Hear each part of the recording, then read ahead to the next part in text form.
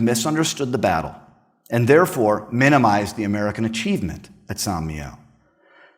David Trask was a wonderful historian, but his claim that, in effect, the Americans simply relieved the Germans in their trenches, hardly an imposing feat of arms, is typical of the conventional misunderstanding of the battle, even among accomplished scholars and military historians. In fact, few people recognize that at the time of its fighting, in September 1918, the Battle of Mihiel was far and away the largest battle in all of American history. On the Allied side, about 550,000 Americans and over 100,000 French, British, and Italian personnel participated in the operation, all as part of or directly in support of the American First Army, which attacked Germany's Army Detachment C, then holding the Mihiel salient. In fact, to that point in time, nothing in American military history had even come close in size. However, Mihiel was not just a massive engagement. It was the most organizationally, technologically, and administratively complex offensive in American history to date. By September 1918, the other major Great War belligerents had experienced 4 years of massive, modern, industrial combat. But for the Americans, the Mihiel offensive was truly America's first great modern battle. An immense, expeditionary, industrial, high-tech, combined arms, multi-domain coalition operation that overwhelmed its opponents in a matter of hours and secured all of its main goals at a surprisingly low cost in lives and treasure. The Mihiel offensive was characterized by joint operations between air and ground units.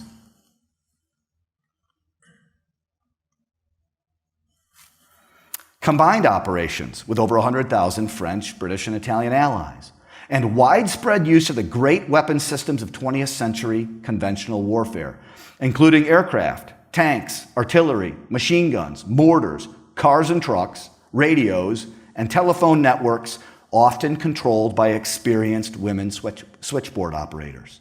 It also involved a new military intelligence apparatus that combined traditional human-focused efforts with information gleaned from the latest radio intelligence technologies and techniques to assemble accurate information on enemy forces in the salient. The men who were wounded in this great battle were cared for by professional medical personnel who labored mightily before, during, and after the battle to ensure timely care could be provided in sufficient quantity. The results of the engagement were quickly reported around the world by credentialed journalists who had to weigh their professional duties against the constraints of their own patriotic consciences, as well as the watchful eyes of U.S. Army censors. The offensive also included crucial support from massive logistical, engineering, contracting, and acquisition efforts, and the attacking troops were encouraged and comforted by the care of the first truly professional chaplain corps in American history. While some of the above characteristics were present in America's earlier Great War engagements, such as the Battle of Cantigny itself, Mihiel was the very first American battle of the war in which American troops were led by American officers from company to field army level. After 18 months of belligerency, American combat divisions, tank companies, flying squadrons, and a wide array of auxiliary and support units executed major attacks as part of American Army Corps and aviation groups inside of an American field army, all planned by American staff officers. Mihiel was the combat debut not only of the American First Army, but of the entire American Expeditionary Forces as a whole, at least in the way American operations were envisioned, both by President Woodrow Wilson and General John J. Pershing.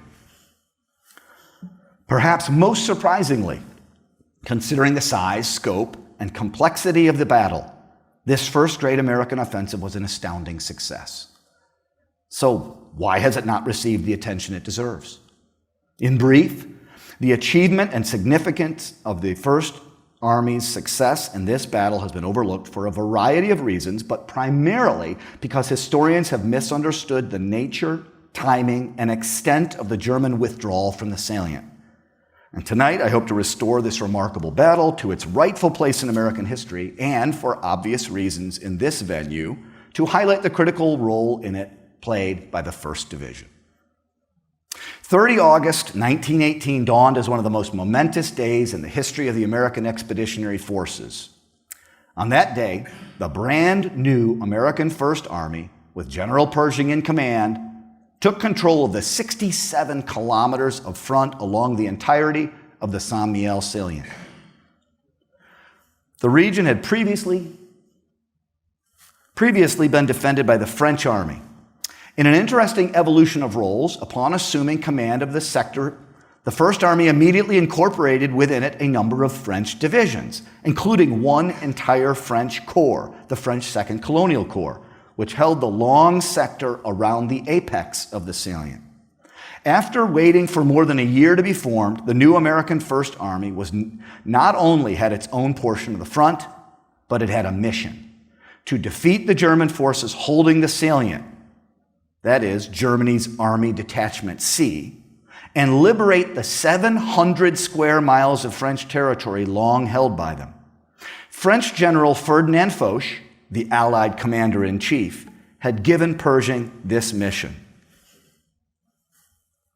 At a minimum, Foch wanted the First Army offensive to drive the Germans back far enough to free up an important Allied railway in the region. Pershing had grander visions of driving the Germans back much further, to a line some 40 kilometers behind the tip of the salient. The achievement of such an aggressive goal would have placed the First Army beyond all known German defensive lines in the region, putting it into position to launch a potentially decisive attack to cut key German rail lines and seize the key Bray industrial region. The St. Mihiel salient itself was created in September 1914 by German attacks and had been treated as a quiet sector of the front by both sides since 1915, after major French attacks against it had failed with huge casualties. Between 1915 and 1918, the Germans had turned their defensive lines inside the salient into a veritable field fortress, with multiple lines of deep trenches, often made of concrete, protected by enormous belts of barbed wire. These are some pictures I just took just a couple of weeks ago visiting the battlefield. The German trench system was interspersed with deep concrete bunkers, as well as thick concrete observation posts and firing positions. Between the natural defenses of the terrain and the German army's extraordinary engineering efforts, any attempt to drive out Army Detachment C from its position in the salient was going to be a difficult one. While the First Army had its own sector and mission, it was still only partially formed. In fact, while the headquarters of the 1 French and 3 attacking American corps, the 1st, 4th, and 5th Corps, were established around the salient, on the day the Army received command of the sector, only 3 American divisions were in the line, all on the south face of the salient. The rest of the First Army, including the vast majority of its infantry, artillery, tanks, aircraft, and logistical elements of all kinds, was still being gathered, organized, and trained for what was certain to be the largest battle in American history to date. And while those forces were being prepared for assembly in the hopes of attacking as early as 7 September, key American staff officers, such as Colonel George C. Marshall. Come on, George. There we go. This is that George C. Marshall of World War II. We're putting the finishing touches on the plan of attack, a plan that, like the AEF itself, had been in development for a year or more. Unfortunately for Marshall, Pershing, and the entire First Army, on 30 August, the very day the First Army took command of the sectors around the salient, Foch arrived at Pershing's headquarters to tell him he had a new idea about how the Allies should conduct the war in the coming weeks. He now wanted Pershing to curtail or even cancel the St. Mihiel offensive, scheduled to start in less than 2 weeks. so that the Americans could participate in a different attack some 70 kilometers to the northwest between the Argonne Forest and the Meuse River. Pershing was shocked and saw Foch's proposal as an attempt to break up the American First Army and spread its American divisions across other Allied field armies.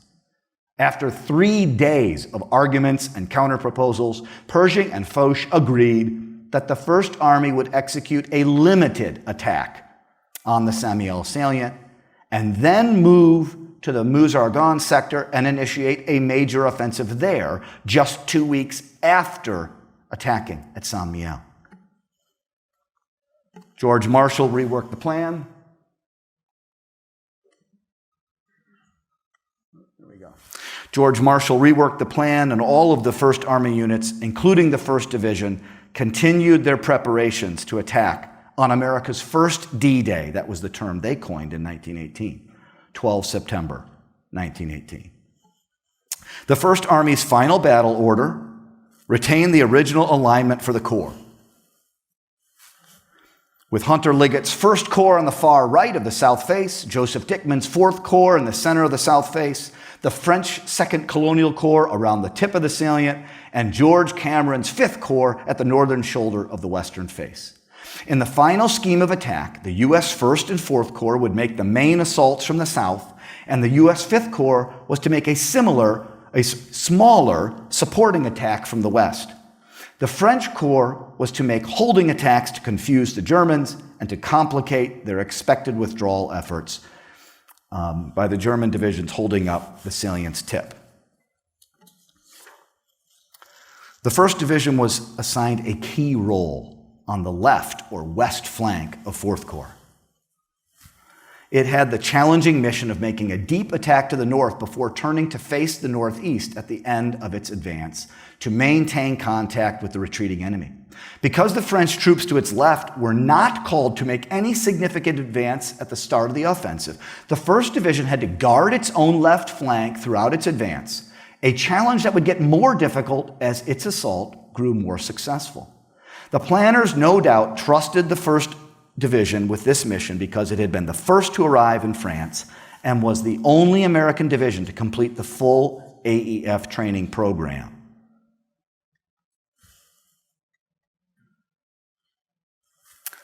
As George Marshall knew from his own time in the division, it had fought long, hard, and well in the Cantigny sector from April to July, and then played a crucial role in the French army's decisive attack towards Soissons in the Second Battle of the Marne. It had suffered severe casualties in those battles, 5,000 at Cantigny and 7,000 at Soissons. But its troops had displayed tremendous courage and élan, as well as an impressive level of skill for a relatively inexperienced combat organization. In late July and early August, it had recuperated and trained while holding the eastern sector of the Saint-Mihiel salient. While the frontline units held the lines, those in the rear absorbed the 7,000 replacements that General Headquarters funneled to them, training them in modern combat and instilling the Big Red One's special ethos. Especially, the newest members of the division benefited from an extensive small unit training program throughout August that focused on applying the hard-won tactical experiences gained in its first battles. In late August, it yielded its sector in line to the 90th Division and moved back to its training area where it rehearsed on similar terrain for the upcoming attack. Its hard-charging commander, Major General Charles P. Summerall, was a real driver, but also one who did all he could to maximize firepower and minimize casualties. And that took hard training and smart planning. He might have been the finest American division commander of the war.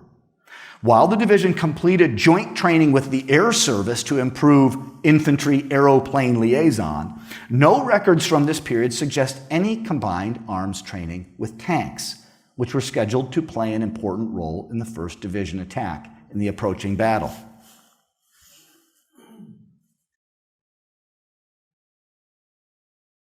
There he is. However, Summerall did include the AEF's leading tanker, a young George Patton, in at least one pre-battle conference. At that meeting, after noting the possible difficulties of getting the infantry across a rapidly swelling creek in the division attack sector, the Rup de Mad, Summerall claims he ordered that the infantry should swim the stream if the bridges failed to arrive on schedule. At that point, according to Summerall, Patton said that he would drive the tanks into the stream and the infantry could cross on them. Perhaps a bit shocked by the suggestion and apparently feeling the need to state the obvious, Summerall replied that the men in the tanks would be drowned. To which Patton quickly responded, just like we'd expect him to, "Yes, and I will be one of them." Summerall claims he told Patton that he could not resort to such sacrifice. In fact, just prior to the battle, 1st Division engineers adjusted the overflow from the lake at Bougainville, which fed the stream, lowering the water level sufficiently to make fording easier and removing the temptation for Patton to take such drastic action. Other officers and men took remarkable risks to ensure the division knew all that could be known about the terrain and defenses through which the Big Red One would have to attack. As stated, the 1st Division was positioned to attack as the left flank division of the 4th Corps. Immediately to the left of the U.S. 42nd Rainbow Division, in which Douglas MacArthur was a brigade commander, and just to the right of the French 39th Division.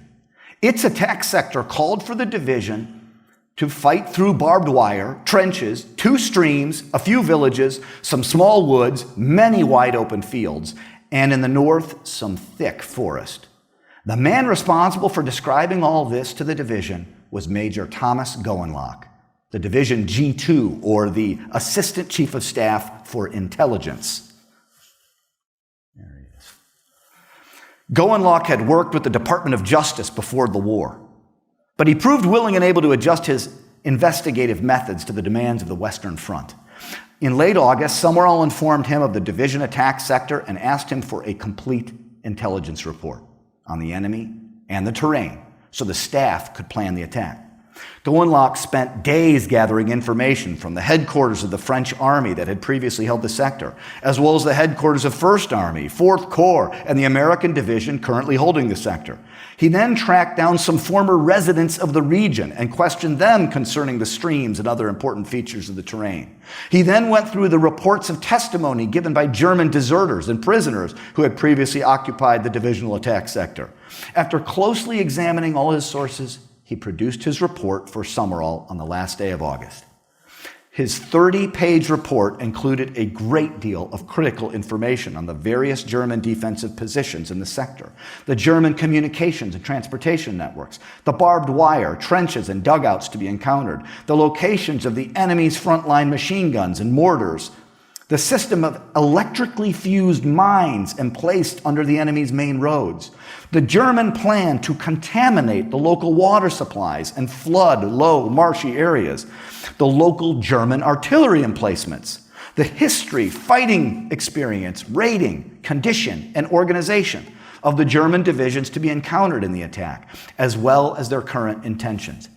The report included a list of ruses and other responses likely to be used by the enemy to kill attacking Americans, such as booby-trapped dugouts that were wired to explode upon entry, or objects within a dugout similarly wired, such as books lying on a table, beds, stove lids, etc. Barbed wire fixed to set off a whole row of mines. The booby-trapping of farmhouse doors, stable mangers, shovels lying on the ground. You get the picture. And even the danger of poisoned food left in cupboards. Gowanlock also provided a general description of the topography of the country, supplemented by maps showing woods, hills, ravines, streams, water supply, towns, etc., as well as a special report on the first stream that the division would have to cross during the attack, with all evidence available as to its fordability. Summerall reviewed the report and described it as very complete and satisfactory. And then he asked Gowanlock if he was satisfied that it was accurate in every detail. And the intelligence officer replied, "Yes, sir, except for one important thing about which I am not sure at all. The problem was the size of the stream flowing diagonally through the front of the division's attack sector.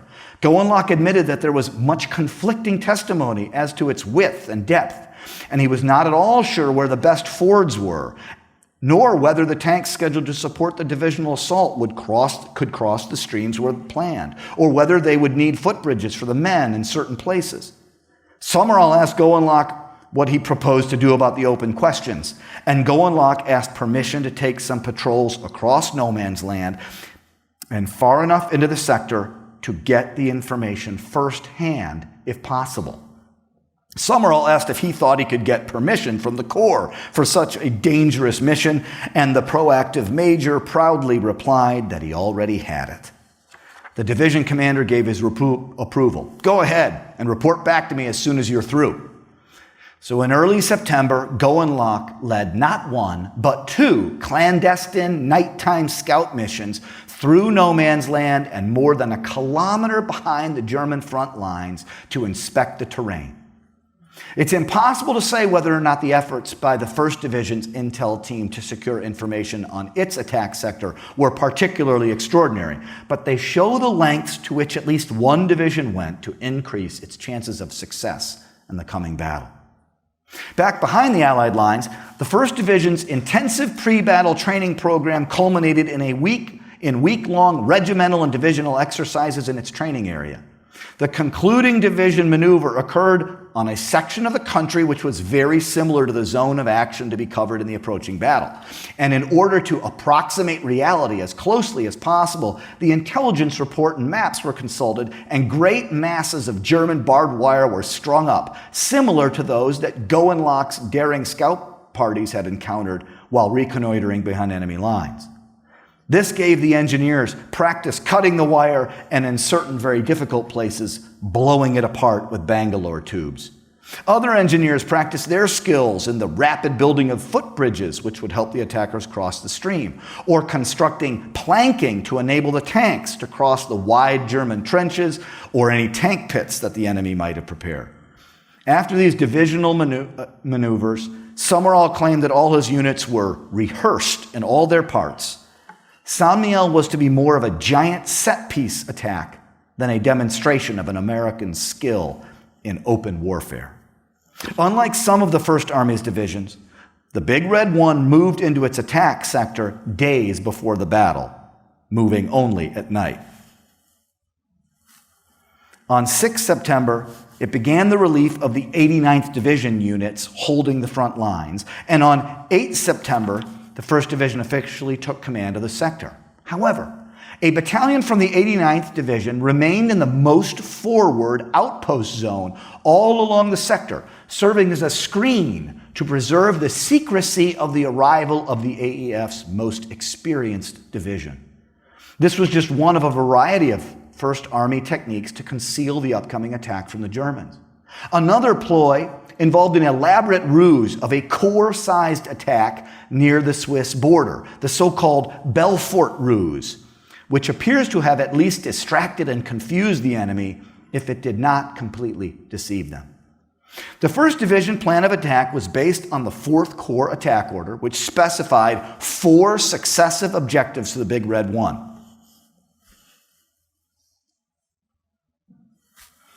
Now, I want to give a bit of detail here so you get just a hint of the thought that went into the attack plan.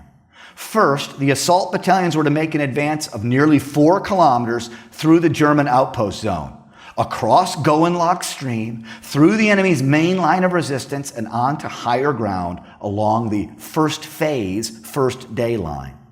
The division attack order gave its assault battalions 2 intermediate phase line objectives to ensure greater control of the attack. At 11 a.m., the leading units were to continue their advances to the second phase, first day objective, a northeast to southwest line running from the village La Marche-en-Woevre through the town of Nonsard and then to the east edge of a large pond.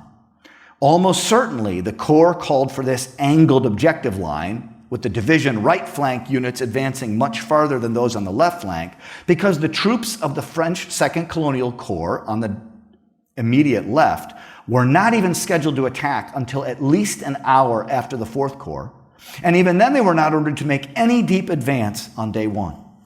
Therefore, the 1st Division had to guard its own left flank as it penetrated deep into the German lines.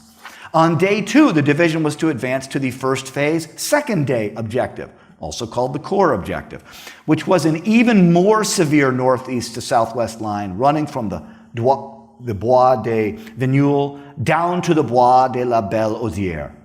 Then the final objective for the entire attack was the Army objective, an east-west line running from the Bois le Chauffeur to the town of Hattonville.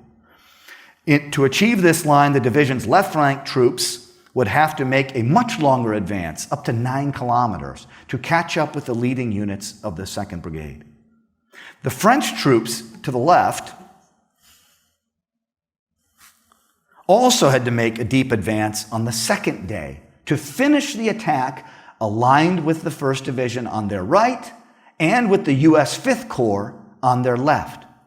While the 42nd Division might have been viewed as delivering the main blow for the 4th Corps, the 1st Division's challenging mission of making a deep 13-kilometer 2-day advance while having to cover its own unprotected left flank meant its role was at least as important to the overall success of the 1st Army. To strengthen the 1st Division, it was augmented with lots of additional artillery, an extra machine gun battalion, 2 companies of combat engineers, 2 platoons from the 1st Gas Regiment, the 9th Balloon Company, the 8th Aero Squadron, and 49 light tanks from the 326th Tank Battalion. The Corps commander, General Dickman, was an old cavalryman, and he also assigned troops D, F, and H from the U.S. Cavalry to the Big Red One, though Summerall, perhaps the finest artillery officer in the U.S. Army, gave the horse troops no specific missions in the divisional attack order other than telling it where to assemble in reserve while awaiting for further orders. From his very first visit to the Western Front in 1917, through his combat experiences at Cantigny and Soissons, Summerall understood that firepower was the sine qua non of success on the Great War battlefield. Summerall later wrote that, all told, the division had the dedicated support of 168 guns and howitzers that supported his attack on a frontage of about just 3 kilometers, giving him a light gun for every 24 meters of front and a heavier howitzer for every 60 meters. During the intense 4-hour preliminary artillery preparation, the heavy batteries were to blast specific wooded areas, enemy camps, wire, and machine gun nests, while the light guns focused on wire cutting, and according to the official report of Colonel H.W. Butner, the commander of the 1st Field Artillery Brigade, gas concentrations. Some guns had the special mission of firing gas, smoke, and high explosive shells on Mont Sec, the highest German observation post in the region, to blind the enemy's observatories and cut his communications. The 1st Division field order did offer restrictions on the use of gas, directing that no gas shells would be fired in the zone of neighboring divisions and that no gas shells would be fired in the zone of the 1st Division in vicinities which troops were scheduled to occupy within 4 hours. Committed to a maximum of artillery support for his infantry, Summerall ensured that the entire first-day advance of about 7 kilometers would be covered by a rolling barrage that advanced 100 meters every 3 or 4 minutes, depending on the terrain. Again, some additional detail here helps to explain the complexity of the attack plan. While most of the light guns, 75 millimeter guns, fired high explosive rounds, 1 gun in each battery fired smoke shell to shield the attackers from enemy observation. At the division's first intermediate objective, the most forward German trench line, within a kilometer of the American jump-off, the rolling barrage halted for 20 minutes to completely neutralize the German defenders there, while the leading American assault teams set up bridges over the Route du Made. At the same time, other artillery fired a box barrage to protect the troops and the tanks that maneuvered on the north side of the stream. At each of the 3 subsequent objectives during the first-day advance, the barrage halted on the phase line to protect the leading infantry teams as they reorganized before continuing the attack. After securing the 4th and final objective of the first day, The leading battalions were to consolidate their gains, reorganize, and await orders announcing the resumption of the attack scheduled for the next morning. To provide a rolling barrage for the full extent of the first day's attack, the division directed 4 battalions of light guns to advance at H plus 216 minutes. That's 216 minutes after the start of the attack. Then set up in forward firing positions and pick up the barrage from there. 2 more battalions went forward after the newly advanced guns resumed the barrage, and 2 more, those with the most forward initial firing positions, moved forward at H plus 6 hours. To provide immediate ad hoc artillery support to the assault battalions, each infantry regiment was assigned 1 75mm gun. And that gun was placed at the disposal of the first line battalion commander, who would regulate its movement and use through the artillery liaison officer attached to the regimental headquarters. In addition to the detailed fire support plan, the division expected significant help from the 49 attached light tanks and its aviation squadron. 5 tanks were directed to operate on the east bank of the Route de Mad River to help destroy enemy frontline defenses south of Richcourt. The remainder of the tanks were massed along the west bank of the stream near the division's western border, and at H hour were to advance with the left flank of the 18th Infantry's Assault Battalion. The tanks were to be accompanied by a special engineer detachment, as well as certain infantry assigned as tank guards. The division's aviation plan, come on, Billy Mitchell, where are you? There he is, right on time. So the plan for air support called for the 8th Aero Squadron to have an infantry plane follow the advance of the infantry and report on its front line, multiple artillery planes to direct the fire of division artillery, and even a special tank plane to signal to the artillery targets, especially holding up tanks. These aircraft missions were to be continuously flown from H hour to H plus 4 hours. After 4 hours, just 1 plane was required to remain aloft, and the squadron was advised that further orders would be given. As the division prepared for the upcoming attack, Goenlock, the division's intel officer, claims that he ensured that maps showing all enemy trenches, wire machine gun nests, battery position, posts of command, etc., were in the hands of every officer in the division, even including platoon commanders. The infantry commanders at brigade, regiment, and battalion levels were counting on this, as they provided almost as much detail for their attacks as the artillery commanders did for their support of them. This was especially true for the plans governing the mopping up of captured enemy positions, which were described in great detail. Only at some time on 11 September was Summerall able to send his units the very secret memo announcing that D-Day is 12 September, H hour is 5 a.m., with an artillery bombardment to commence at H hour minus 4 hours, that is 1 a.m. Finally, everyone knew when the long-awaited drive would begin and the troops could move into their jump-off positions. That afternoon, Goenlock and the rest of the divisional staff arrived at the division's forward battle post of command in a dugout near Beaumont, about 3 kilometers behind the front lines. He found that the signals troops had already installed an efficient communication system that connected the headquarters with all parts of the line.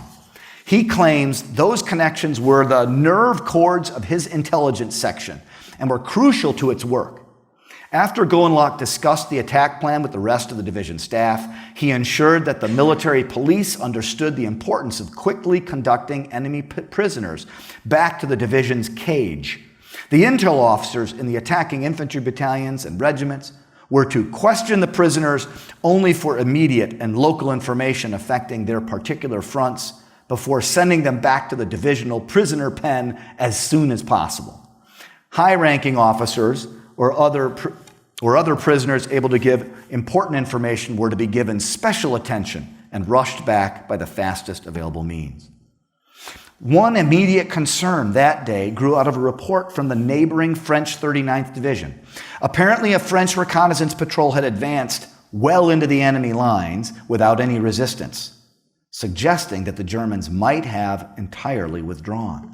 Summerall ordered the troops from the 89th Division that were serving as a screen in the outpost line to send out strong reconnaissance patrols to assess the enemy dispositions. These patrols quickly went out and returned with reports that the enemy still held his lines, so the division proceeded with its final attack preparations. Concerned about the same rumors, 1st Army Headquarters used its new radio intelligence capabilities, what they called goniometry, to confirm that all known German radio networks in the salient were still operating as expected. In fact, rumors that the Germans were already evacuating when the 1st Army and the 1st Division attacked on D-Day are the main reason so many historians have downplayed the Allied victory in the battle. But the facts are clear. While on 10 September, the German High Command had directed Army Detachment C to withdraw out of the salient, only some initial salvage operations were initiated, and those were begun only in 1 or 2 German divisions at the apex, and only on 11 September, the day before the attack began. But no German divisions defending the salient had begun to move out before the 1st Army attack started. In fact, on the night before the attack, when the commander of Army Detachment C, General Georg Fuchs, finally realized an attack was imminent, he did not order his troops to accelerate their withdrawal from the salient. On the contrary, he ordered them to prepare to repulse the expected Allied attacks and gave explicit instructions designed to help them meet the attack. His order to evacuate the salient came later, only after the 1st Army attack had begun, but after his army was being defeated and was in danger of being destroyed. Finally, America's first D-Day arrived. At 1 a.m., 12 September, 3,000 Allied artillery pieces began the preliminary artillery preparation. Based on excellent intelligence work and some good luck, the American and French artillery shattered the German resistance physically and morally.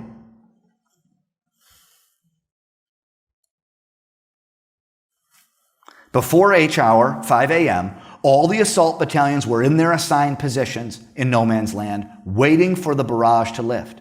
At H hour, the infantry, tanks, engineers, machine gunners, and other supporting troops jumped off and overwhelmed the overmatched and demoralized German defenders.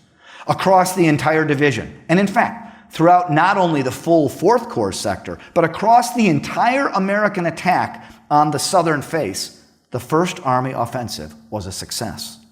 While advances were slower than expected in the sectors of the French Corps and the U.S. 5th Corps on the western face, they were more successful than expected in both the 1st and 4th Corps attacks on the southern face.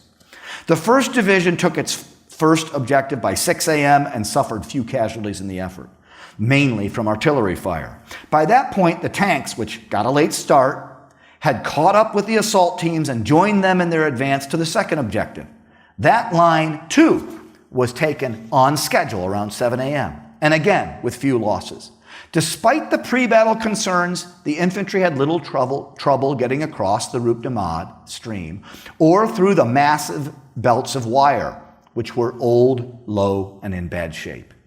Though they did encounter some enemy machine gun positions, in general, they reported that resistance was feeble, and the attackers assessed that the morale of the enemy was low. The most serious fighting of the day occurred along the southern edge of a large wood called the Court de Reserve. The German main line of resistance ran through the wood and for a while offered considerable opposition. But even here, the American attack hardly slowed down, and the leading infantry battalions were able to overcome the enemy position with their own and special arms and gain the next objective, the first phase line of the Corps order, by about 10 a.m. By then, General Dickman had received enough reports of success throughout the Corps to press his divisions to accelerate the pace of their advances. He ordered the 1st Division to push on to the first day's objective as soon as the division was ready for the new phase of the operation. However, Summerall, despite his well-earned reputation, as a pusher of men, decided it was wiser to stick with his elaborate firepower-based plan. As he reported later, under the conditions and in view of the fact that it was necessary to bring up artillery to support the further infantry advance, he decided not to unduly hurry this advance, but to resume the advance as per schedule at H plus 6 hours. Therefore, at 11 a.m., the leading battalions continued the advance, covered by the pre-programmed rolling barrage. They took their first day objectives shortly after noon and began consolidating that position. Again, this final scheduled attack gained its goals without serious losses. According to Summerall, throughout the entire attack, enemy encountered were killed, captured, or driven back. At division headquarters, Goenlock began to see German prisoners arriving as early as 6:30 a.m., and by 9 a.m., they were coming back in bunches of 50 to 100. As per instructions, the battalion and regimental intelligence officers had detained them only for brief questioning regarding information of immediate tactical benefit, such as what lay behind the German front lines before them. Then they handed the prisoners off to the military police that were following up the support battalions, who led their captives back to the prisoner cage near the divisional headquarters at Beaumont. Goenlock had met the first large batch of them, a group of 80, and noticed that many were teenage boys who had clearly been severely tried by the preliminary barrage. His assessment was that many of them were sick to death of war and no doubt glad that they were out of it. While the leading battalions were seizing their assigned objectives, the division's support units moved into and through no man's land to prepare the way for continued advances. Engineers repaired and built bridges. Signal corpsmen strung wire to extend the communications network. Artillerymen hauled their guns forward, and supply troops pushed food, water, ammunition, and other key materials forward. The units in the division reserve, 2 battalions of infantry, the 1st Machine Gun Battalion, and the provisional squadron of the 2nd Cavalry were ordered forward so that the division was prepared both to meet any enemy counterattack and to exploit any special opportunities. While the Germans were unable to mount a serious counterattack, though some were attempted, special opportunities worthy of exploitation were emerging. Army and Corps headquarters realized, thanks in part to aircraft reports, that the Germans at the tip of the salient were racing to get out. General Fuchs had ordered them to evacuate at noon on that day. Army and Corps headquarters ordered the 1st Division to drive north towards Vigneulles, and the 26th Yankee Division of Cameron's 5th Corps on the western face to drive southeast towards the same town. The hope was to close the shrinking pocket and capture the thousands of German troops racing to escape. Summerall ordered his infantry and his cavalry to push north, but German resistance, difficult wooded country, darkness, disorganization from the successful day's deep advances, and, dare we say it, cautious or confused leadership at the small unit level, frustrated the 1st Division advance until the morning. Ultimately, a regiment from the 26th Division, led by the aptly named Hiking Hiram Beers, won the race to Vigneulles, arriving at about 3 a.m. By 7:15 in the morning, troops from the Big Red One had linked up with Beers' Yankees, closing the gap for good. While the 1st Division had excelled in the rehearsed and scripted set-piece attack to seize the first day's objectives, after that, it learned how much more difficult it was to organize and deliver new, unplanned follow-on attacks against an enemy on the move in semi-open warfare conditions, especially at night and in bad weather. Yet, before 10 a.m. on 13 September, that's D+1, enough forces from the Big Red One and the Yankee Division had arrived in the region to completely close the gap. Although the American commanders and troops did not know it, few German troops remained in the recently cut-off apex of the old salient. It had been a difficult, even harrowing withdrawal for most Germans during the afternoon, evening, and night of 12 September, and many columns had been attacked from the air. But the vast majority made it safely to the Michaelstellung at the base of the collapsing salient. Though some at the time and others since have criticized the First Army for failing to close the gap sooner and thus capture more Germans, it's important to note that the attack had not been designed to have the U.S. 4th and 5th Corps meet at Vigneulles and pinch off the two German divisions at the tip of the salient. The operational scheme sought more to squeeze the Germans out of the salient by having sufficient penetrations from the three American corps on the southern and western faces to convince the Germans to choose to withdraw, while the French corps around the apex added additional pressure. By midday 13 September, the battle was over for the 1st Division. Though other First Army units on land and in the air would engage in some difficult and bloody combat before the offensive ended on 16 September, the victory was won by the morning of day 2, and it really was an impressive victory. The First Army had confused the Germans enough to catch Army Detachment C by surprise, drive it out of important defensive positions it had held for 4 years, while inflicting nearly 20,000 casualties on it, including about 15,000 prisoners. The First Army also captured hundreds of enemy artillery pieces, along with massive amounts of other German war materiel. First Army casualties were less than half of those in Army Detachment C. It truly was, as German Army Commander Paul von Hindenburg wrote privately at the time, a severe defeat.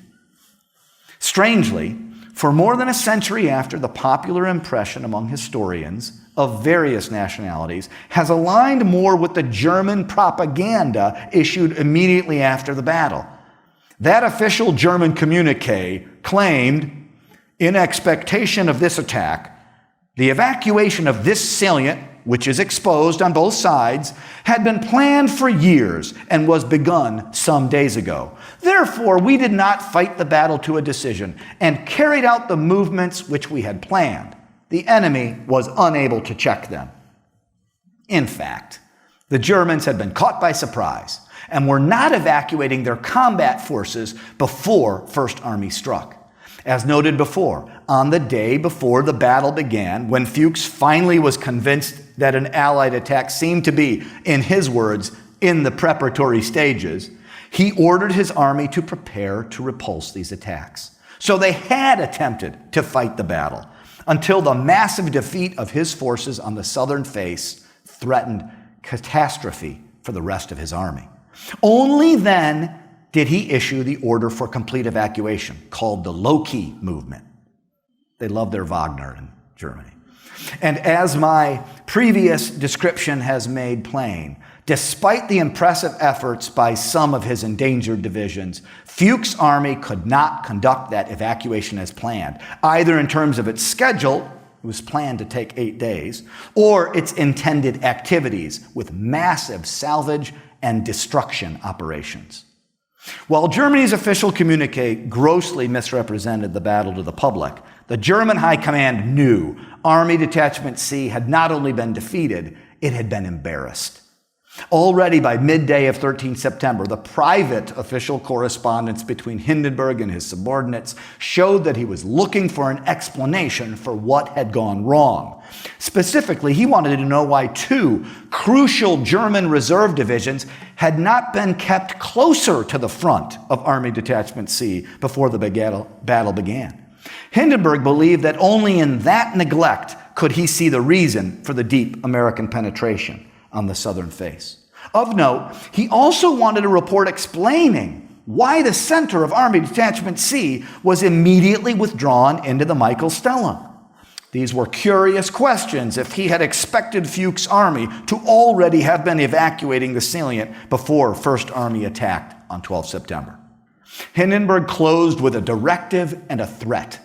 He expressed the definite expectation that the Michael-Stellung would be held and warned that he would take drastic action if he noted any relaxing of effort by Army Detachment C. Days later, as already noted, he accurately referred to the battle as a severe defeat. And the Big Red One had played an important role in the First Army victory. The 1st Division's assault troops had advanced 14 kilometers in just 19 hours. That's really remarkable in the World War I context. While capturing over 1,000 enemy troops, 25 artillery pieces, and more than 600 truckloads of materials, including lots of beer. And all of this was gained at the cost of less than 500 total casualties in the 1st Division. Astounding, but especially by Great War standards. The two French liaison officers were right way back in 1919. The First Army's great victory at Mihiel is most certainly worthy of remembering. Thank you, and I look forward to your questions.